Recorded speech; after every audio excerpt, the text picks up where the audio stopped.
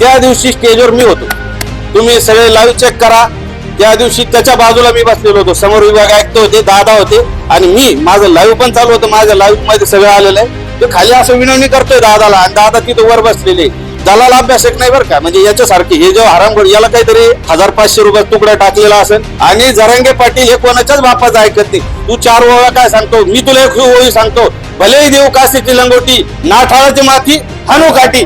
त्यानं ते सिद्ध करून दाखव. तो म्हणतो तुकाराम महाराजला शिवाय दाखव ना व्हिडिओ. याला बेदखल करा, याला कुठल्याही स्टेजवर येऊ देऊ नका. आता रांजणगावला आम्ही तिथंच होतो. हा भारतकर मला दिसला नाही. मॅनेज व्हायचं असतं तर त्यांना भरपूर ऑफर आल्या असतील. त्यानं ती क्लिप दाखवून समाजामध्ये संभ्रम निर्माण करण्याचा प्रयत्न करतो. यांच्यासोबत 29 ऑगस्ट लाठीचार्ज झाल्यापासून आम्ही कंटिन्यू सोबत आहे. सरकारला जर मॅनेज झाले असते तर हे म्हणले असते हे 10% आरक्षण आपल्याला भेटलेले, आता सगळ्यांनी शांत व्हा.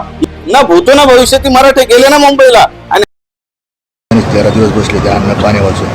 मी मराठा आहे. महाराजांची तुम्हाला शपथ आहे, तुकाराम महाराजांची.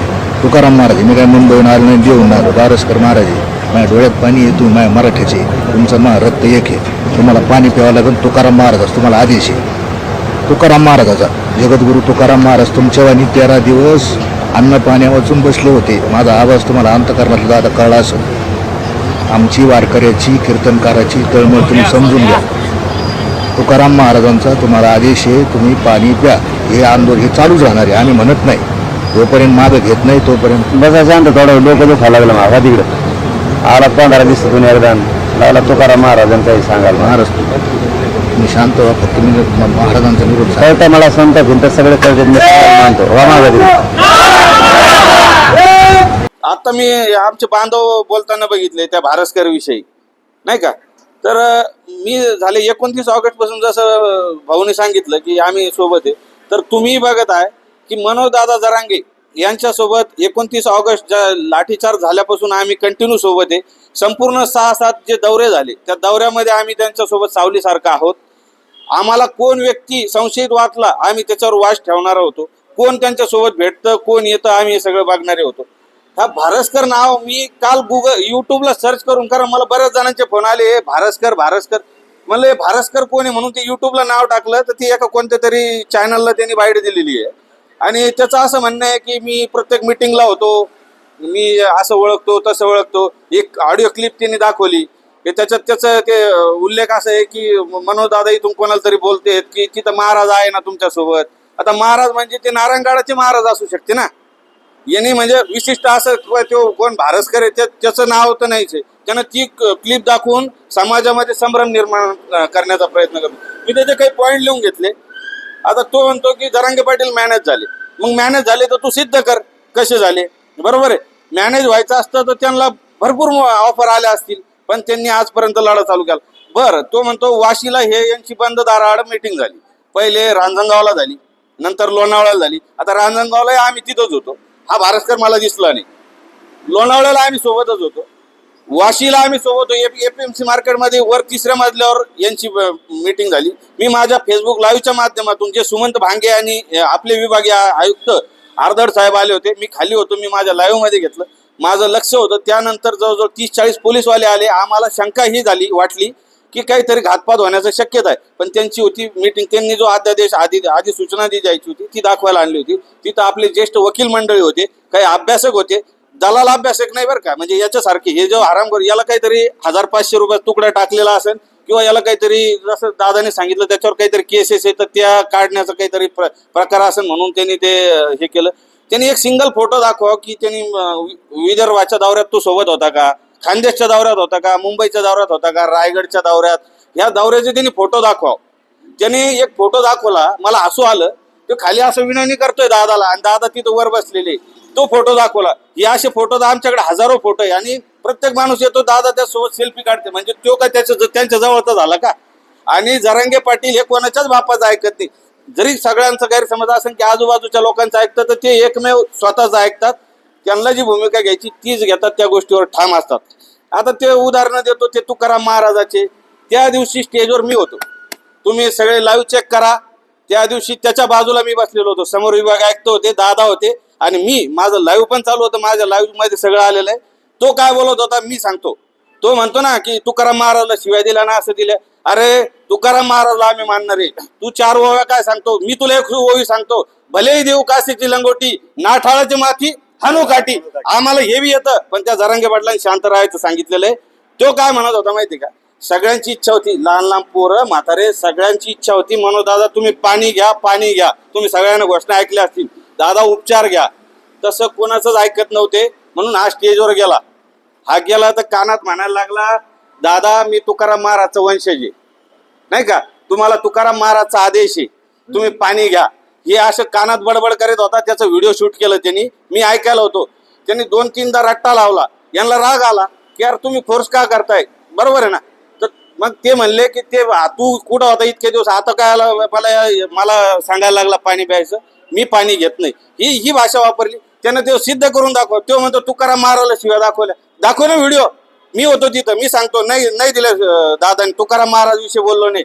आणि मी या तुमच्या लोकप्रिय चॅनलच्या माध्यमातून सर्व वारकरी संप्रदायाचे जेवढे कीर्तनकार असतील, भजने असतील, सगळ्यांना आवाहन करतो, याला हे महाराज म्हणतो, याला बेदखल करा, याला कुठल्याही स्टेजवर येऊ देऊ नका, याला कायमचं हे करा. यांना समाजामध्ये भांडणं लावण्याचं पण काम करतोय. आणि आपला मराठा समाज जो 400 वर्षांना मनोज दादांनी एकत्र केला, याच्यामध्ये फूट पाडण्याचं हा काम करतोय. हा खंडोजी खोपडे आहे आपला, याला बाजूला काढा. अजून त्याचं एक सांगणं आहे की मॅनेज झाले, ठीक आहे, वाशीला मनोज दादा मॅनेज झाले तू असं म्हणतो, मग हे 10% जे त्यांनी मॅनेज झाले जर सरकारला, तर हे 10% परवा जे आरक्षण सरकारने दिलं, मग यांनी हवं म्हणलं असतं ना. सरकारला जर मॅनेज झाले असते तर हे म्हणले असते हे 10% आरक्षण आपल्याला भेटलेले, आता सगळ्यांनी शांत व्हा, लढा कशाला उभारला असता. 16 तारखेपर्यंत सरकारला वेळ दिला होता. 10 तारखेपासून 10 दिवस त्या व्यक्तीने आमरण उपोषण केलं ना, आणि अजूनही चालू आहे. आणि अजूनही त्यांनी सांगितलं चलो मुंबईची भूमिका दिलेली आहे. कुठलंही आंदोलन उभारत असले ना तर त्याचे टप्पे पाडले जातात, आणि त्या पद्धतीने त्यांचा पहिला टप्पा, दुसरा टप्पा, या पद्धतीने त्यांचं काम चालू आहे. कन्या हॉटेलचं तो वर्णन घाई करतोय की तिथं आम्ही सोबत होतो, आणि ज्या वेळेला बच्चू कडू साहेब आणि मंगेश चिवटे हे आले होते, त्याचं म्हणणं आहे मी मध्ये होतो. ठीक आहे, तू मध्ये होता, मी गेटच्या बाहेर होतो, मला माहिती आहे. त्या दिवशी मनोज दादांनी सांगितलं होतं की 23 तारीख होती ती, 25 तारखेला आपल्याला मुंबईला जायचंय, हे ठरलेलं होतं. पण 23 तारखेला त्यांची बैठक झाली, त्या मागण्या मान्य झाल्या नाही. मनोज दादा आपल्या सभेला गेले. सभेला त्यांनी काय सांगितलं की आपल्याला मुंबईला जर जायचं तर आपल्याला सर्वांची राहण्याची खाण्याची, सर्व आज कोटीच्या संख्येत लोक जाणार होते, तर त्यांची राहण्या खाण्याची सोय करायची, म्हणून त्या नियोजनासाठी त्यांनी वेळ दिला, तर तो 20 तारखेपर्यंत दिला. हा काय म्हणतो मध्ये एक म्हणले बाहेर एक म्हणले, अरे केला ना सक्सेस, ना भूतो ना भविष्य, ती मराठे गेले ना मुंबईला. आणि अजूनही ती रिअल सर होती, समजा गेलो होतं तिथं, वाटलं होतं की हे सरकारला कुठेतरी जाग येईल. सरकारने फसवणूक केली, उघडं कोण पडलं, सरकार पडलं. मनोज जरांगे पाटील नाही, मनोज जरांगे पाटलाकडे आजही फोन नाही. तू काय बोलतो ना, तुला वाटतं की 4 माणसं तुला ओळखायला लागतील, अरे बाळा तसं नाहीये. त्या माणसाच्या प्रसिद्धीच्या वलयाच्या आडून तू मोठं होण्याचं जे कारस्थान रचतोय ना, तर तू असाही मोठा झाला असता त्याच्या मागे राहून, पण तू विरोधात गेला. आज सर्वसामान्य मराठे तुला फिरू देणार नाही. आता ठीक आहे, तुला जसं त्या याला भाज्याकडे पाहून जिलेबी मागतो त्याला जसं 15-20 लाखाचं संरक्षण दिलं जातं दर महिन्याला, नाही का, ते वकील कोणता ते म्हणते नाही का, तर तसं याला सरकार मला वाटतं प्रोटेक्शन द्यावा. कारण काय, आमचे पब्लिक, आम्ही तर शांततेचं आवाहन करतो सगळ्याला की कोणी त्या बारसकरला काय हे नका करू, पण सर्वसामान्य मराठे हे चिडलेलेच आहे. तर मी सगळ्यांना विनंती करतो की त्या बारसकर महाराज जास्त एंटरटेन करू नका. आणि ठीक आहे ना, अधिकारीनं जर शूट केलेलं आहे तर ते आपल्यासाठी फार चांगलं आहे. त्यांनी त्या क्लिप मार्केटमध्ये आणावा, बरोबर आहे की नाही. म्हणजे तिथं काय दूध का दूध आणि पाणी का पाणी. आणि हा होता का तिथं, मी सांगतो ना डंके की चोट पे सांगतो, त्या भाज्याकडे पाहणार जिलेबी मागणाऱ्यासारखं, की त्याने त्या क्लिप आणावं आणि त्याच्यात भारसकर दाखवा. अरे या भारसकरचं तुम्हाला मी सांगतो, हे मोडी लिपी, आपले जे जुने कुणबीचे दाखले ना, हे मोडी लिपीत होते, आणि मोडी लिपी कोणाला कळत नाही, मग याला अभ्यासक लागत होते. काही नाशिकला मंडळी होते, आणि हा याचा कोणीतरी गुरु आहे यादव म्हणून, नाही का, तर त्याच्या मार्फत याला काम भेटलं होतं. त्या मोडी लिपीच्या गावागावी जाऊन फक्त त्या नाही का नोंदी चेक करायचं, म्हणून याला खूप म्हणजे तिथं त्या नगरवाल्यांनी सांगितलं होतं, असं माझ्या कानावर आलं. त्याने सांगितलं की लगे मी याच्यात होतो, मी त्या कॅमेरे ज्यावर राहायचे मी पाठ करून बी दिसलं नाही मला कधी. कारण त्यानं जरी पाठ केली तर मी समोरच होतो ना, मी याला कधीच पाहिलं नाही. मी सर इमानदारीने सांगतो, त्याला यूट्यूबवर मी सर्च करून आणि मी जेव्हा ती बाईट मी शिवजयंतीच्या दिवशी बघितली तर त्या दिवशी पाहिलं अरे याला हाकलून दिलेला हाच येतो.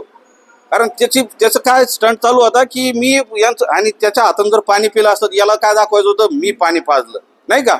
तर त्याचा तो स्टंट होता आणि तो स्टंट फेल गेलेला आहे आणि त्याला कोणी एंटरटेन करीत नाही. ठीक आहे, या व्ह्यूज वाढत असतील बघणाऱ्यांचे तर ते मनोरंजन म्हणून बघतायत लोक त्याच्याकडे, पण त्याचा आणि या चळवळीशी काही संबंध नाही. आणि त्याच्या बोलण्याचा आम्ही जे गरजवंत मराठे यांच्यावर काहीही परिणाम झाला नाही. आम्ही सगळे एक आहोत, नेक आहोत, मनोज जरांगे पाटलाच्या खंबीर सोबत आहोत. हो अनुकूल आहे ना, अनुकूल आहे.